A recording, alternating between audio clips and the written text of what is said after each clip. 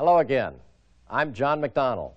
Thanks for inviting me back into your home to give you another 90 Days Report, our quarterly video about issues, events, and people important to you and me and our corporation. In this report, we're going on a special field trip with teammates from our Torrance, California fabrication facility. We'll visit the helicopter company in Mesa, Arizona to learn about the new way they're building the Army's Apache.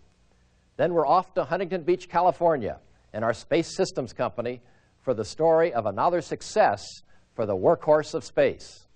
We'll review our third quarter financial performance and cover some other subjects in this edition of 90 Days.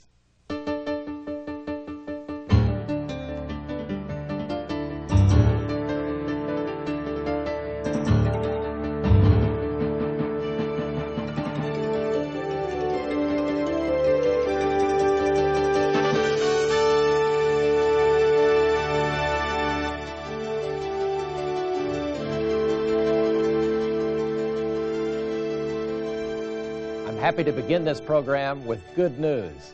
Our first TV show was met with overwhelmingly positive reviews.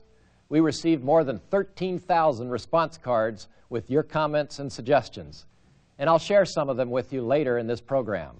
The vast majority of you liked the first program, and it's nice to know that you're watching us along with the other top-rated network shows. Now, on with the report. As you know, the goal of our total quality management system and the changes we're making throughout McDonnell Douglas is to make us more competitive, to ensure our survival and growth in increasingly difficult markets. To be more competitive, we must provide our customers with the highest quality products at the lowest possible cost. And it's our customers who decide what quality is.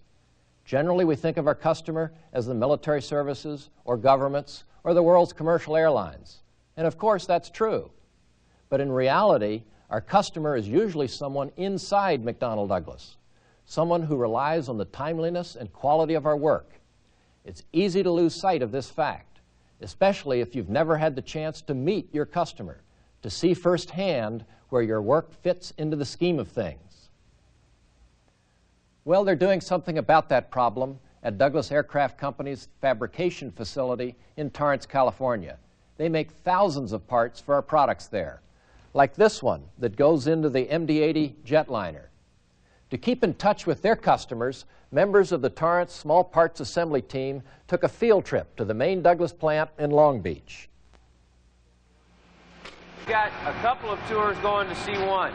One of those is an SBI tour. The other tour we've got going is a program with Just in Time over to 508.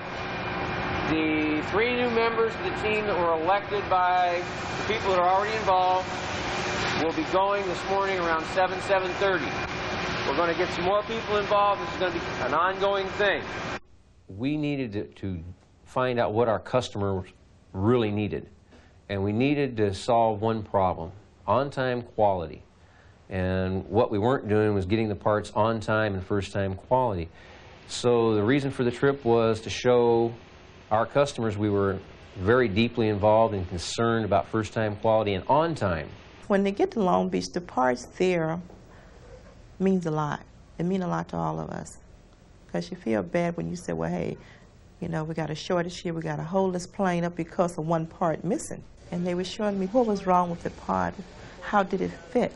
And the parts he was showing me, they don't fit against the part that he was dealing with.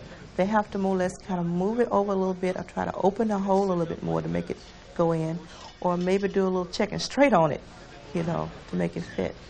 We are making the parts to the tube, but when they get to Long Beach, there's something wrong. We have some tooling problems, and those tooling problems have been LTs misidentified, or a form block wasn't quite right. It was up to the spec. It was up to what blueprint said it should be. It was up to what the drawing said it should make. But in reality, we had to add something, take something away. But one of the ways we identify them, again, is going back to a tour that says, what are my problems? Going back to, again, our customer that says, what are we doing wrong? Identify it for us. So you said it's best just leave it like that, just eliminate the hole to drill in that part. Best is to eliminate the hole on each end. Okay. Our customer for fabrication is the people that use our products, clips, shims, stiffeners, any number of sheet metal fabricated parts or small extrusion parts.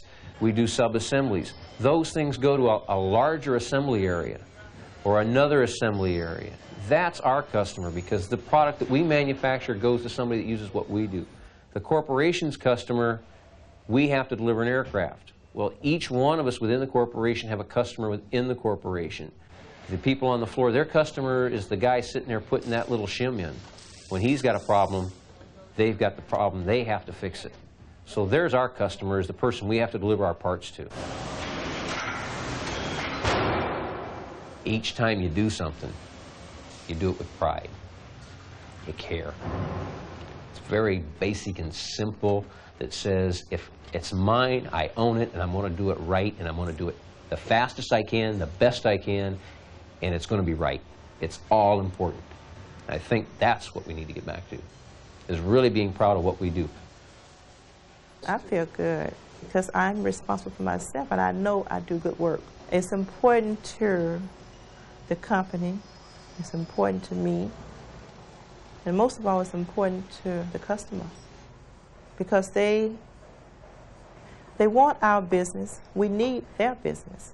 Anybody that has a customer needs to visit and see what portion of their product plays in the overall picture, because if you do that, you're going to understand how important you really are. Is to see the bigger portion when you look up in the sky and see something that's part of you up there. Our thanks to Bertha Williams, Baron Wolf, and many others in Torrance and Long Beach for that story. To thrive in the years ahead, McDonnell Douglas must attract and hire top quality people throughout the corporation. We must grow great people within the organization through more higher quality education and training programs. And we must each seek out opportunities for continuous learning. We must become a learning organization, because learning opens our minds to change and new ways of doing things. These are just some of the objectives outlined in a very important booklet you'll be receiving by mail. It's called People Policies, and it describes the most comprehensive people development program this corporation has ever launched. It explains our new people policies, why they're important, how they fit into our strategy for the future, and how they impact your work life. People Policies discusses programs for career development. It explains our goal to tie pay to performance. And it talks about steps we'll take to help achieve employment stability and alternatives to layoffs. Senior managers have already been briefed on implementing the program, but it'll take time to achieve our ambitious goals. You can help begin the process by reading People Policies when it arrives at your home.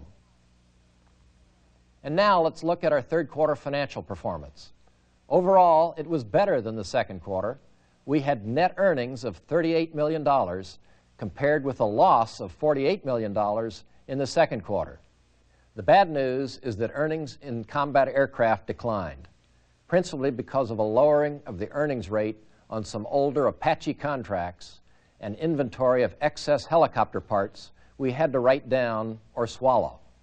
The good news is a $155 million improvement in transport aircraft to a loss of only $3 million. However, this improvement is tempered by two factors. Contributing to the second quarter's $158 million loss were write-downs of $93 million on the C-17 and the DC-10, KC-10 programs.